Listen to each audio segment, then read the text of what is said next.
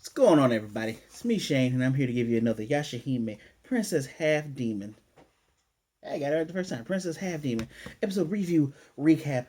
Today's episode is episode 28 from season 2, or technically still season 1, whatever. Season 2, episode 28, and it is called The Barrier at Mount Musubi.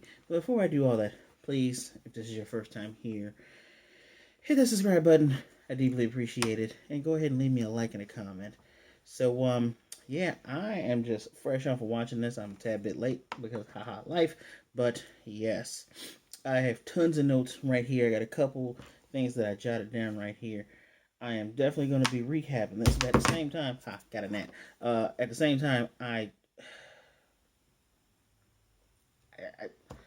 I gotta jump. Just this was something. This was something. This was something. So, what can I say? Remember, the girls were able to find out where to get to Mount Musubi.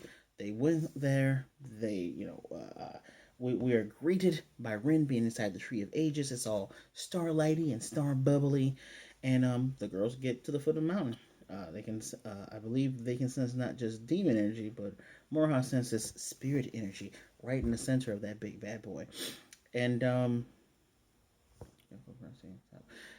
we are greeted with a flashback because we was last time we saw this young girl inside there and she was sleeping, and sorry about that, and this same girl, she is behind a tree, 600 years in the past, and Kiramaru is fighting Papa Inu. That's right, the great dog demon. And this is right after he cut off the horn. And he even says, so me breaking the horn isn't enough for you. They're clashing, and the dude clearly just lops off his arm. He got T-end right here. Arm is gone. And he's looking back at Kiramaru because they have one of those cool clashes where they're back to back. And he's kind of looking back, and he looks forward. He can obviously see the girl. He sees the sword. And he says, there's a child watching. Is that your daughter? Yeah, that's my kid. Don't bring a child to the battlefield. And he just walks off. And the little girl's she's in shock. Her name is Rion. I'm just going to tell you, her name is Rion off the bat. So, we are then greeted with the wonderful intro. We get some complications. This sounds very complicated, because it is. Sesshomaru and Jokin then also make it to Mount Musubi. And they know that the girls have gone inside. Jokin knows just off the bat, this is where Rion is inside in the barrier. He's actually the reason, he's the first person that actually says her name. Setsuna warns Moroha of, it should be hard for them to get inside here. Moroha's like, well, I can sense sacred spirit energy on the inside of this thing. We should be fine. So, the nice little rope barrier area, they're able to walk through. As soon as they walk in, swirling vortex. But the swirling vortex does not take Moroha, it takes the twins. So, Kiramaru, we're going back and forth for a little bit, so follow me. Kiramaru in the past, he's not in the past, but he's on his little throne. He's thinking about the battles he had with the twins. That's it. He's only thinking about those two. He's giving the middle finger. Read between the lines here. Tomorrow, he's only thinking about those two. He's like, man, I haven't had this many scars since I fought you, great dog demon. He's just thinking about it over and over again, and he's talking to his dead frenemy, rival friend, whatever. The dream butterfly comes on in, rests on this guy's head. And he's like, well, this is the way I can at least see Rion. So Dream Butterfly puts him to sleep with a little sparkling, and he's asleep. Now he's thinking about 600 years ago in the past. He's walking. He with Rion. He jumps onto his boat. His severed arm is in his mouth, and of course we see the four perils, which are the four chumps, the four name mini bosses. Y'all mini bosses. Idiots. We see them on the boat. So this is when they were alive. And we walk through. Zero is sitting on his throne, but she gets up when he gets in. And he drops he has it in his mouth like that, and he drops his arm. And he said, man, I've spanned the entire globe, and not once have I lost, and I lose today. And even Zero's like, didn't know there'd be someone this strong on this island nation. And he's looking at his horn, and he's gripping it. He's gripping it tight, and he basically flat out says, I'm angry, but not because I hate the great dog demon. He's mad at himself. He's mad that he neglected his training. So he drops that horn on the floor, and of course, Riku grows from it all gooey mass, and there he is. And he says, "Whenever I look at you, I'm gonna remember that humiliation." And Riku is just straight up saying, "I look forward to the day I can shed this form," just bowing down. And I even wrote my notes. This is abusive as fuck. You created this guy just to be a reminder of your shortcomings, and you treat him as a fucking burden. Wow. So Zero reminds this dude of what Papa Inu said, what Papa Great Dog Demon said. You really need to stop taking. You should take her to the battlefield, because she, petting Rion in the head. And he's like, "Yo, I took her to every single battle I went to. You know why? Because I knew I could protect her." And Zero says, "Yeah, but you lost tonight, didn't you?" And he's like, "Your words cut me deep. You got anything else you want to say? Say it to Riku." And Riku introduces himself, and she's like, "Discarded this hand because there are insects, demon insects, that are trying to siphon the energy off of this hand." You know what Riku does, y'all? If you haven't seen the episode, and if you have seen the episode, you know where I'm going with this. He throws the hand in the Bone Eater's well. The thing that allows the passage between two points. Now here's my question. I'm gonna interject right here. Excuse me. Here's my thing. So you had to have the Shikon jewel. It has to be in there in order to go between both worlds, right? So, or at least a shard of it, right? So, did Kiramaru's arm not pass through until Kagome did? Or did it pass through before that? When did the arm cross through? Did it cross through when Kikyo was still alive and the first thing with Inuyasha? Or has it been crossed over for 600 years? Because let's just be straight up. A character that I almost forgot about, who was, he's not a Deus Ex Machina, but he's something. He's a red herring. He's something. Mr. Kirin, the teacher. He's obviously part of Kiramaru. His last name is Mr. Kirin. You'll see why I get mad at that in 1 second. So Zero, did point out, you may be the strongest, but you're not invincible, which was that's kind of what set Kiramaru off. Um,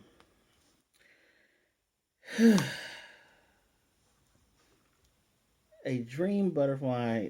Um, oh, already. Sorry, I skipped ahead. I skipped between these parts. Sorry, but he did say Kiramaru did say that he didn't suspect that a discarded piece of himself would betray him, which is, you just said it, a discarded piece. You look upon him with contempt because of a loss that you had.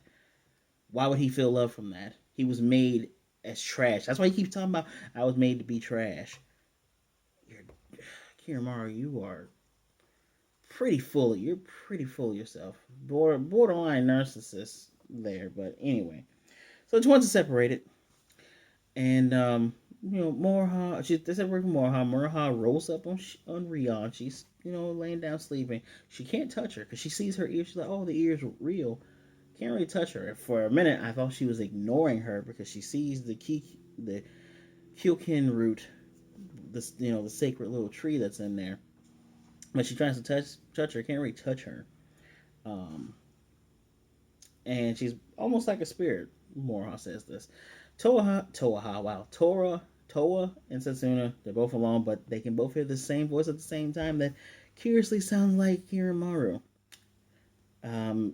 Is there something you want to protect? And of course, Setsuna's quiet, but the sister Khan, known as Towa, the first thing she says, "Setsuna, yeah." Could have just been quiet. Couldn't have said. Could have just not said anything. And the second question comes, and this is Kiramaru's voice: "Is there something you're willing to let go of? If you do not provide the right answers, you won't be able to leave Mount Musubi." So Setsuna is in front of their mother. Towa is in the present real world. It's an illusion, but this is where she is. Um, Suddenly, a little dream butterfly lands on Rion. Rion wakes up and she introduces herself. She changes names with Moroha. She thanks her for coming. Says, "Are you going to free me from here?" And she's like, "Yeah, sure. You can come along with me." One of the cool things is that Rihan can easily sense you do have, demon energy, but you also have sacred energy. That's actually the only way for you to even safely get through here is to have spirit energy. Remember, she gets that from her mom Kagome, and then she goes, "Wait a minute, is that why Towa and Sasuna aren't here? Because they just only have demonic energy." And she being Rion goes, "Oh, you mean these two?" And she has this little pin that has a little blue jewel in it, and we get to see the two girls in the two halves of wherever they are. um, and they're basically stuck. She asks if there's anything that Rion can do about it. Rion says, "Oh, so you wanna save them? They're my precious friends." And this shot is actually really important because we see Moroha's reflection in Rion's eye. It's a very good device of showing like she's looking to understand the type of person Moroha is, and I'm pretty sure she likes what she sees. So there's something that only there is something that only Moroha can do, and I wrote that in my notes because Kiramaru thinks about fighting with those half demons. Let's not forget, that there's a quarter demon who is the daughter of the half demon who has beaten everyone's ass. But I digress. So Toa knows it's an illusion, but she can't use her demon power. She has a little broken sword, can't use anything. And meanwhile, a rift opens up. Excuse me. A rift opens up between in front of Moroha, and Rion is telling her, "Yeah, you just go through there. It is the corridor of the Kyukin route. It goes between the past and the future, and it goes between this world and the next world." Warns her to be careful. You can't use your demon power while you're in there. And she goes, "Okay, but I can still use my spirit power, right?" Little beam comes, goes through Moroha's hand, and sucks her in there. And suddenly, I believe that's her spirit self because now she's sleeping on that same golden green bed apparatus that Rion was sleeping in before.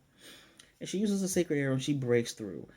She is flying upside down, and the world that is above her. Well, she breaks through here, y'all, and this tear made me tear up. She got through to the graveyard of the great dog demon. That same place where Kagome and Inuyasha are. And quite literally, Kagome's like, "Hey, Yasha, someone's coming through." He's like, "Okay." They both look up. They know it's their kid. Moroha turns around. She's like, "Those are the two people from the picture book that Shota showed me. Those are my parents." She's in tears. I'm in tears. Y'all are probably in tears too. We're all watching, and her parents are waving at her. They're calling out to her, and she's wondering, "No, wait, how do I get?" She's gone through the next barrier, and Kagome and Inuyasha both comment on how big she's grown. It's just why would you play with why would you play with Moroha fans' emotion like that? Why would you play with Inuyasha Kagome fans' heart like that? Why you playing like that? Y'all playing too much.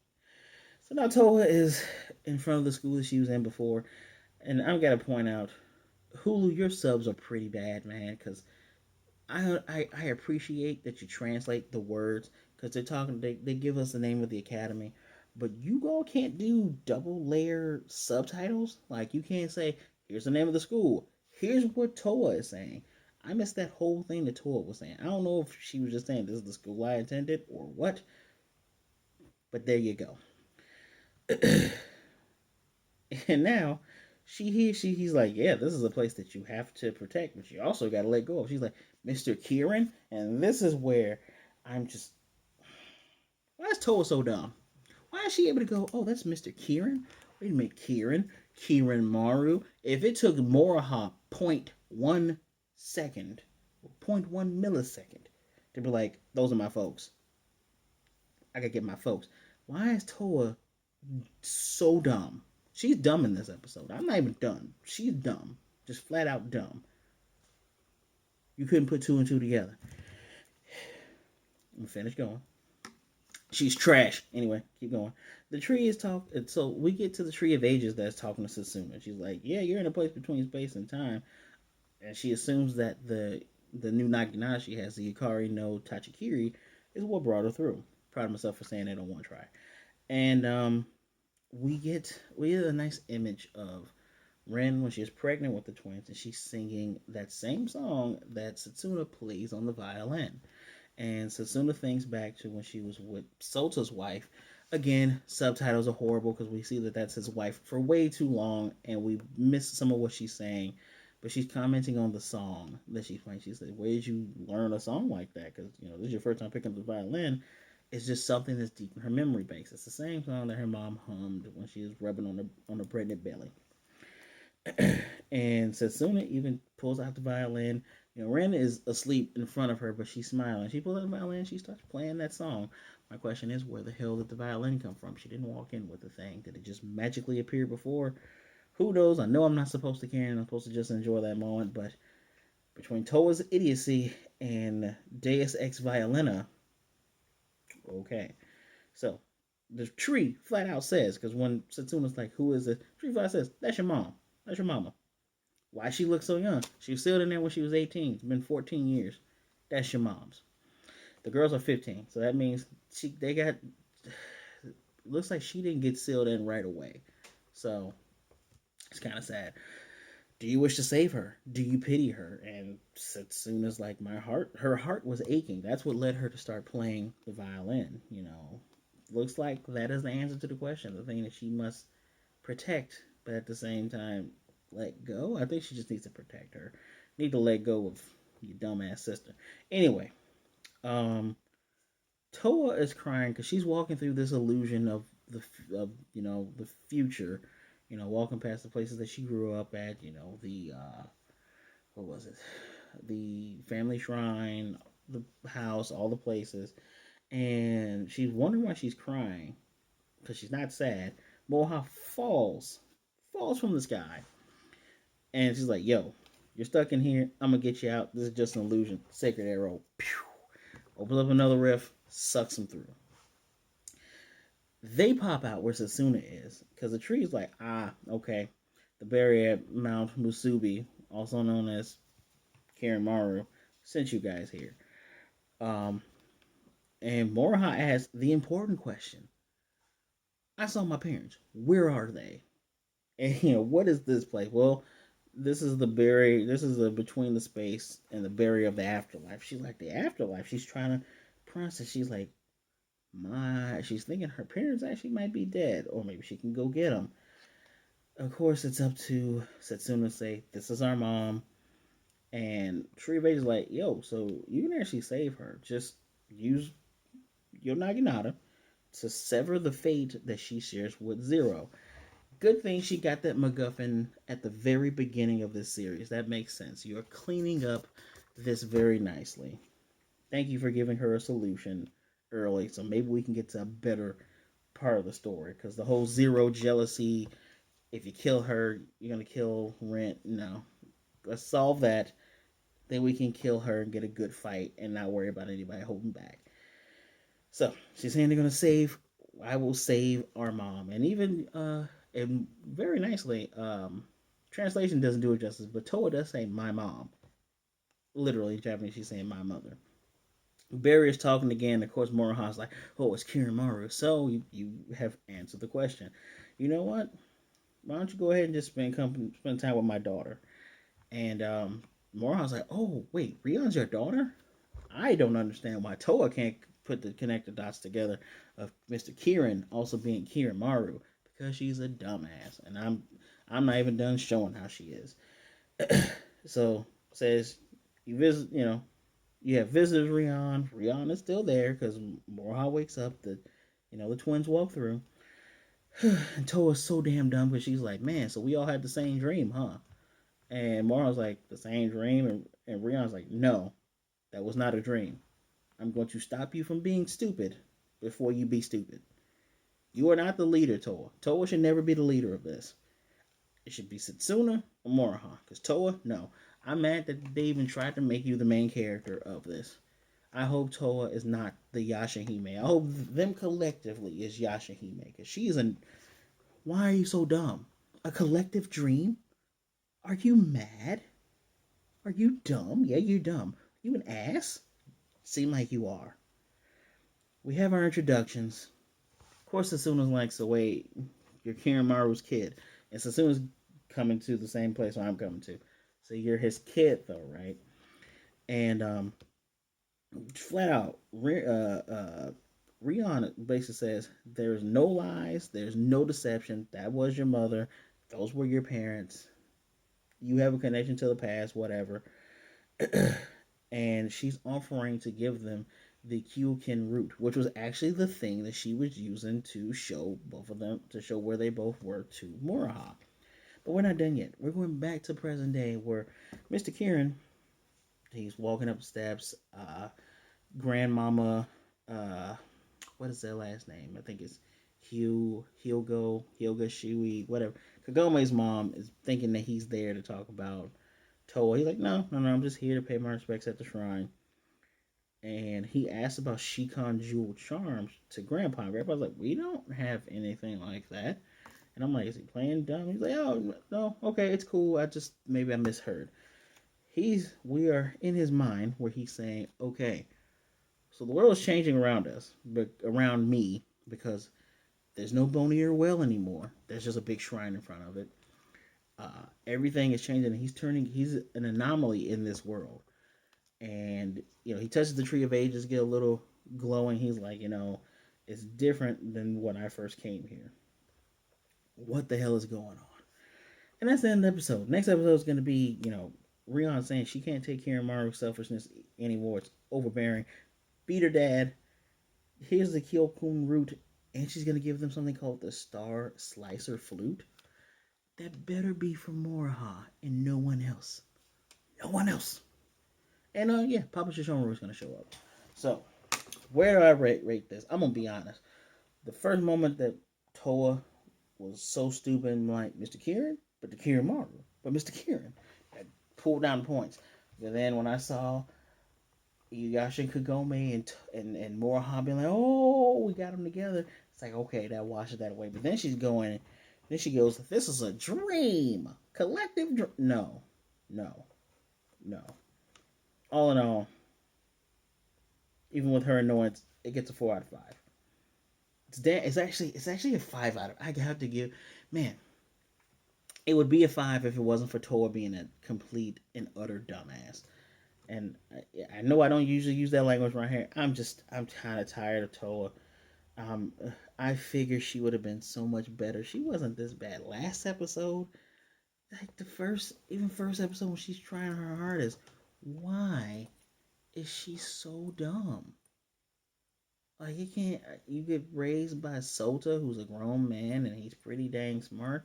You get raised by him, you become an idiot or something. I don't get it. The sister con thing, I can get over that because it's like, all right, it's gonna be you yelling Sesshomaru, or I'm sorry, yelling Satsuna all the time, almost like certain enough somebody yelling Naruto. I can get over that. That I can get over.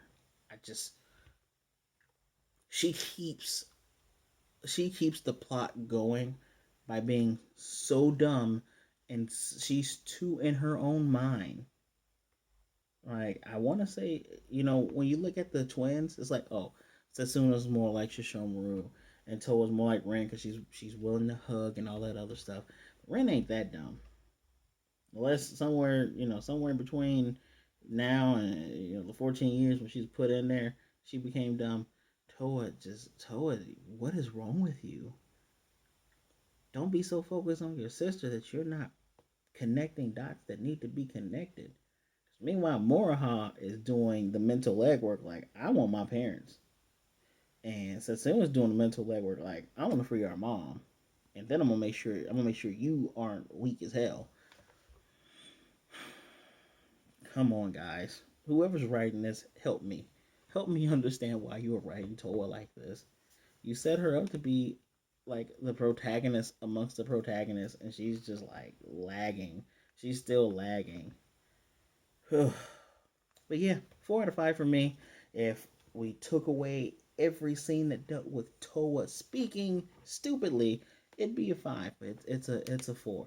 It answered tons of questions. We have answers to problems, and we have a question on how long has Arm Kiramaru been in the real world? Well, the present day. And we have to ask the question, um, why is the world changing? It's probably because Kiramaru is alive in the present day. That's probably why the world is changing. It's probably changing because you should be dead. You being around is ruining things. Sorry, not sorry. Or maybe Riku's actually alive in the present day and we just don't know. They still need to find a way to get back there. I understand they're keeping them in the past for this one. Maybe that's what the fan base wanted, more stuff in the past. I do appreciate it. And Inuyasha when they were going back and forth. Not all they didn't go back and forth a lot, but they went back and forth enough, right? So pardon me. So we'll see what happens. 4 out of 5 all the way. Please let me know what you thought in the comment section down below. As always, if you're new here, subscribe. If you are subscribed, hit the notification bell, be notified of more videos like this. And of course, hit that like button. Show me and YouTube how much you like these videos. I'm doing my best for you guys. And as a matter of fact, share the video so others can join in on this conversation. Do you disagree with me? Do you like Towa? Do you say, dear Shane, you are being too hard on Towa? She's young and it's just part of her personality. If you say this, comment it right down there, please. As always, thank you for showing up. I appreciate you taking a little bit of your time to spend time with me. Be good, be blessed, wash your hands, wear a mask, be safe out there. Be good to yourself, be good to others. Either way it goes, don't be a jerk, and I will definitely see you next time.